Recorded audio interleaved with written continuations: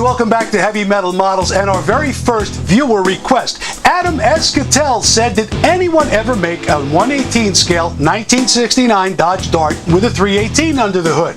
The answer is yes and no.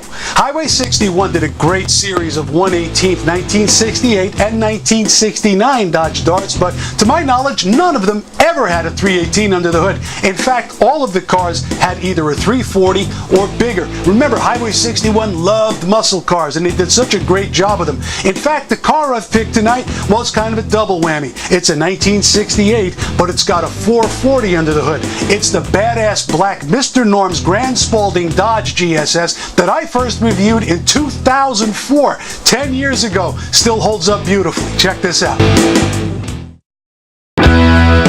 Mr. Norm's 440 powered Dodge Dart GSS for Grand Spalding Sport was a hairy little beast that the Chicago area dealer offered to only 48 lucky souls that year. And it's just the kind of car that made the folks at Highway 61 drool for a chance to replicate it in scale, which they did, and righteously so, back in 2004.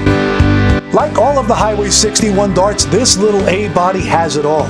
Opening doors, hood and trunk, steerable wheels, a working suspension, opposable antenna, even working vent windows, and it's all been hammered into a body that's dead on and painted up beautifully.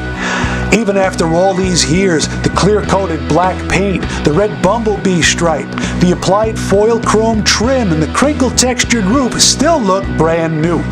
The chrome is show quality, and the lensing, grille work, wheels, and red striped tires add a lot of bang to the image. Under the hood, Highway 61's take on the motor that nobody believed would actually fit a Dart.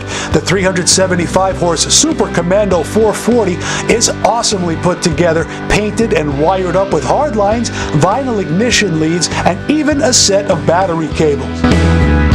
The interior is carpeted and features floor mats, tilting and sliding seats, an opening glove box, and working visors, among great castings for the seats, dash, and doors, all under a full headliner with a dome light. And out back, the opening trunk has a jack and a floor mat with jacking instructions tucked under the lid. Beneath the car, the suspension compresses, and if you turn the rear wheels, the drive shaft and, believe it or not, the engine fan will spin along. Details and features like these made the car as much fun to hold as it was to look at, and given the looks of this beauty, that's really saying something. I want to thank my cuz Adam Cattell for two things. Number one, for your service to this country, bro. We all appreciate it. And the second thing, for requesting that model. It was fun to take that thing off the shelf, dust it off, and share it with you guys, because that's really what collecting is all about, sharing these models with your friends. The good news about these cars is they're still out there on the secondary market.